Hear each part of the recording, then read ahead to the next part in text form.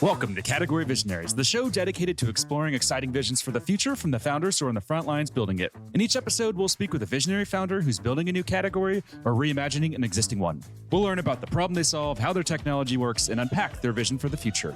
I'm your host, Brett Stapper, CEO of Frontlines Media. Now let's dive right into today's episode.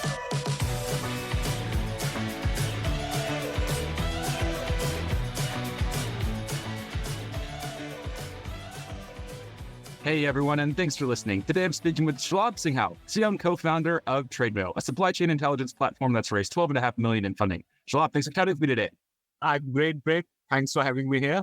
No problem. How about I do in pronouncing your last name? It's Singhal. All right, so we were kind of close there. Now, to kick things off, could you just tell our audience a little bit more about who you are and your background? Sure, Brett. I was brought up in India and always had an inclination towards science, technology. So went to one of the premium engineering colleges in India, IIT. And post my graduation from there, I joined Goldman and then moved on to do my CFA, got interested in the finance side also. And then started my entrepreneurial journey with the first company back in India in the CRM space. It was still the early kind of startup scene in India, not a lot of startups over there. So bootstrapped it, moved on to my next startup in the fintech space, scaled it to multiple states in India, and then started my third venture, Trademo, which is a supply chain AI company building with a vision of building end-to-end visibility into global supply chains. And that got started in 2020, just in the middle of pandemic.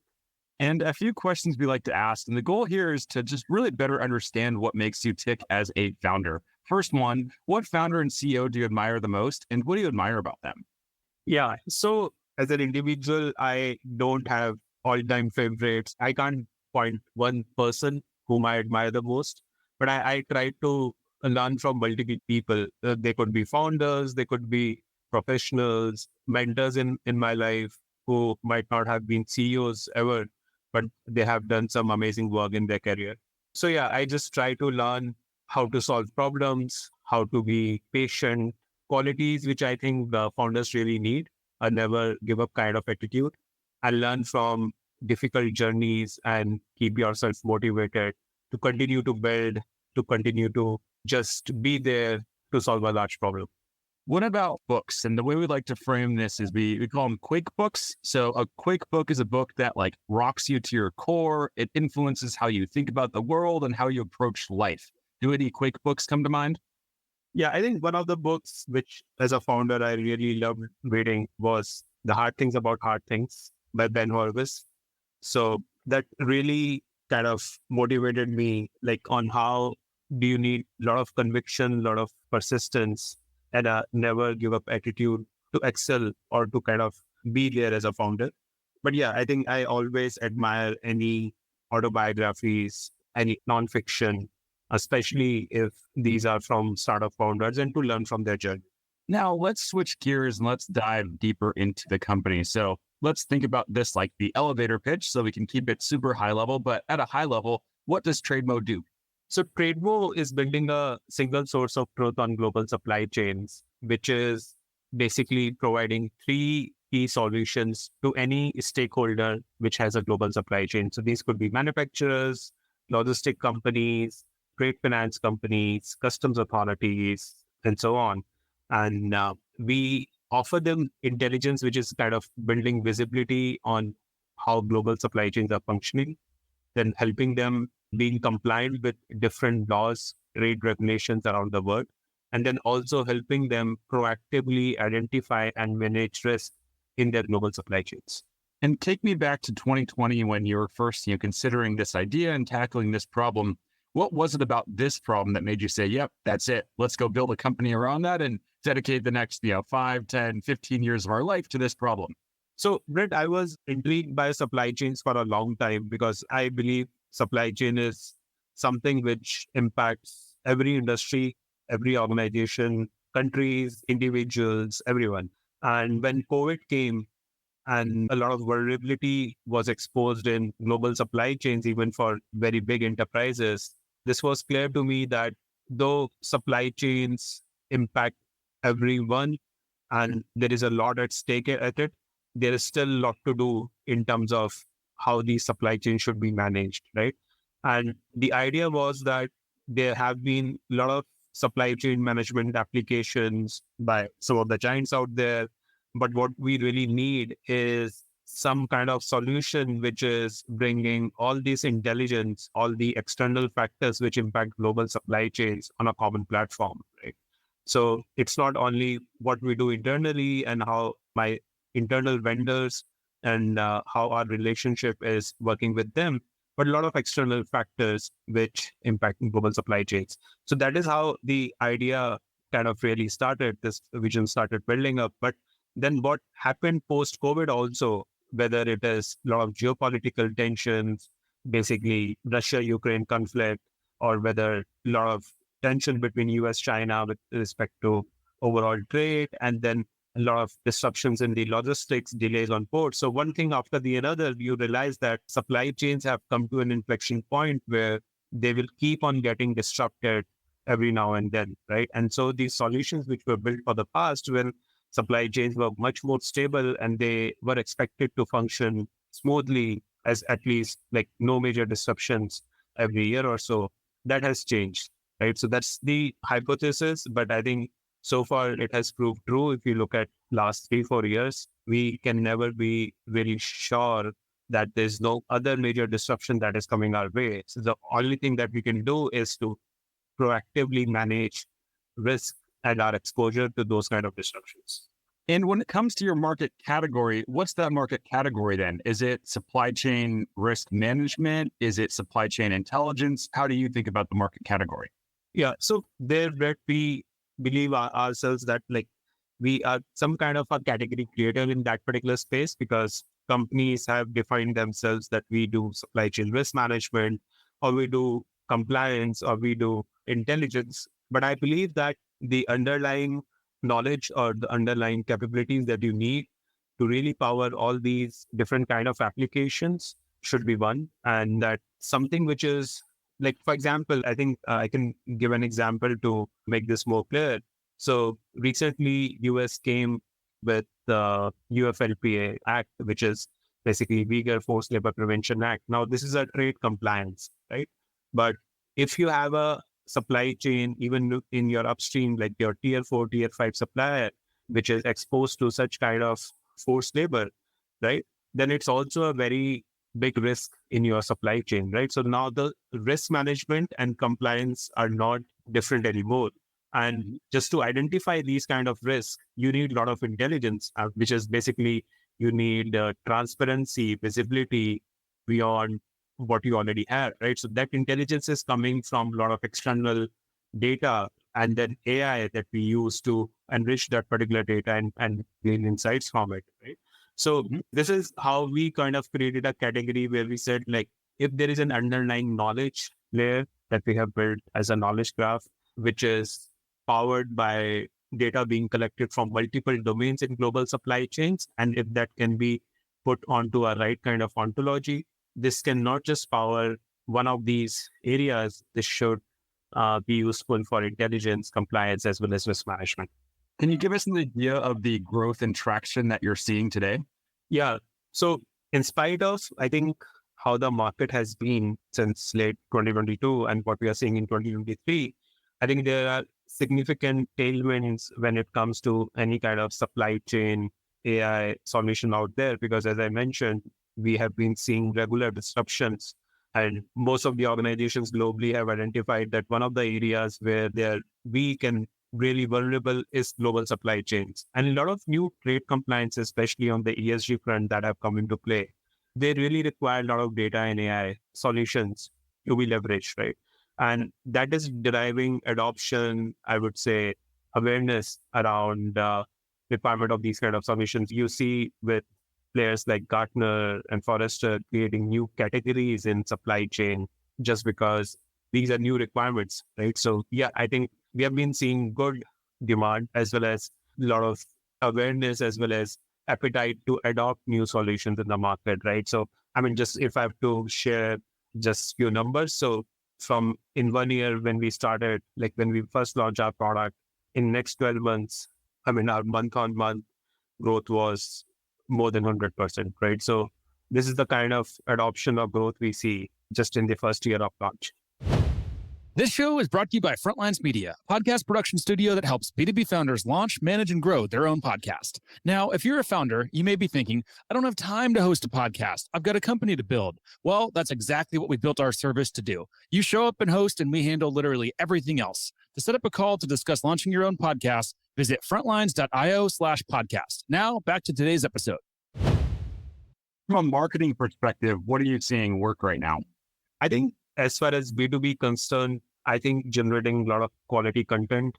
And then also, since I think we are already past COVID era, I think events have started making a lot of sense just to be, especially if you are selling in industries like logistics to big manufacturers or retailers, right? I think they still value having physical touch points, right? So I think that is coming back, and that is good because you really cut through and earn trust in first few interactions, right?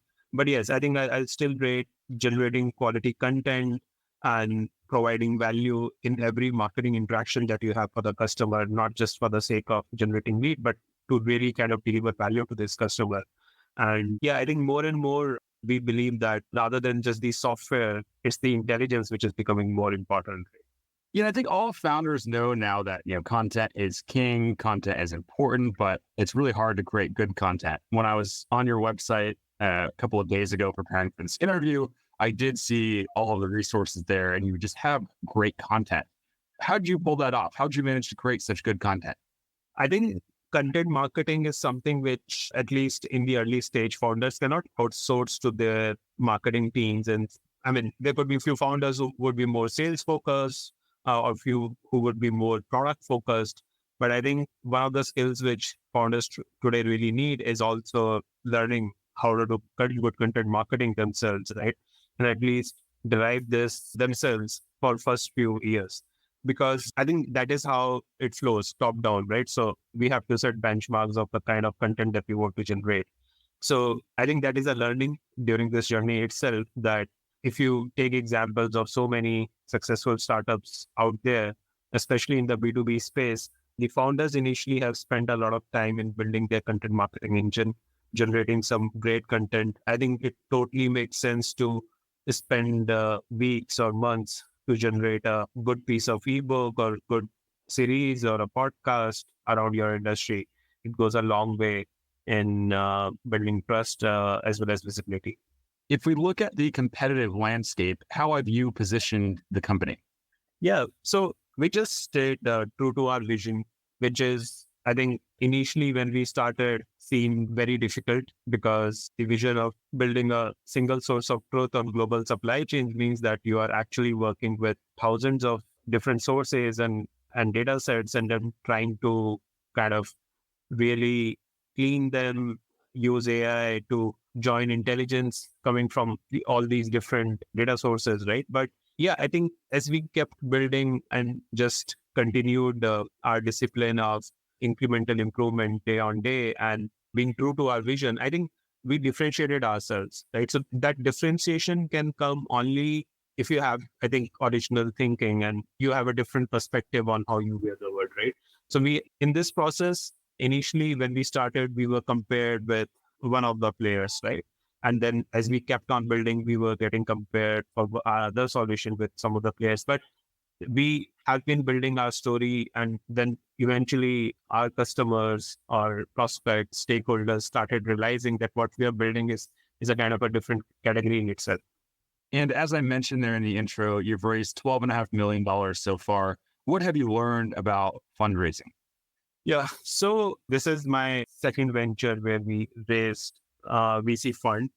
I've always been very cautious in picking up the right set of investors that I want to work with, because with almost now 13 years of entrepreneurial experience, what I've learned is that markets don't ever remain the same, right? So you should be very thoughtful of why you want to raise capital.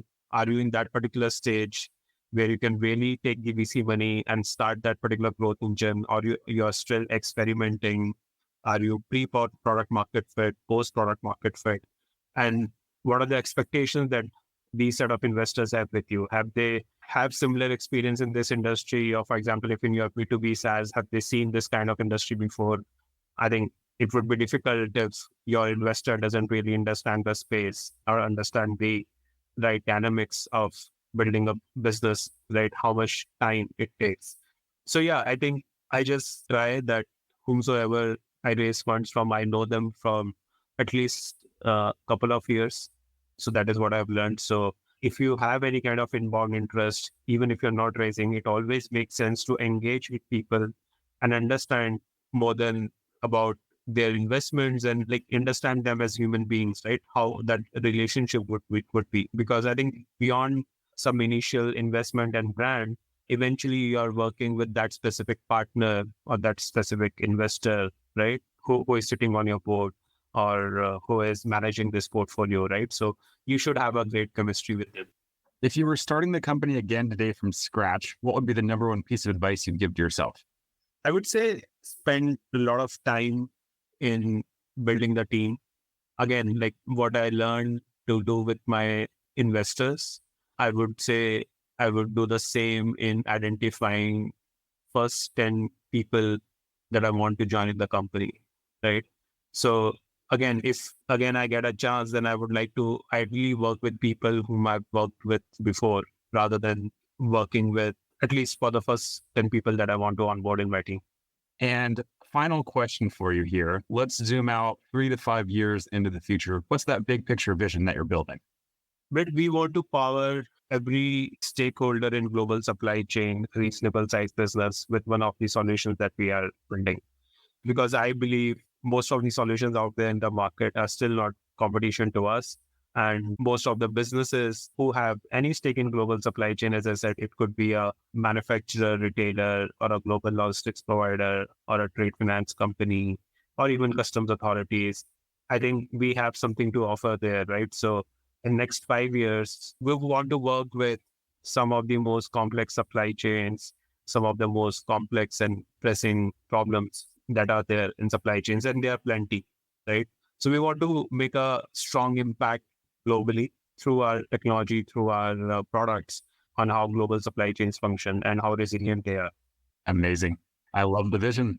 We are up on time, so we'll have to wrap here. For any founders listening in that want to follow along with your journey, where should they go? Yeah, I think so. We are pretty active on LinkedIn. We regularly post updates to our website. Do drop us an email, and happy to chat, happy to kind of share. And like if there are any opportunities, synergies, happy to work together. Amazing. Well, thank you so much for taking the time to join the podcast, talk about what you're building, and share some of the lessons that you learned along the way. Really appreciate your time. Thank you, Brett. Thanks a lot for having me. You've been touched. This episode of Category Visionaries is brought to you by Frontlines Media, Silicon Valley's leading podcast production studio. If you're a B2B founder looking for help launching and growing your own podcast, visit frontlines.io/podcast. And for the latest episode, search for Category Visionaries on your podcast platform of choice. Thanks for listening, and we'll catch you on the next episode.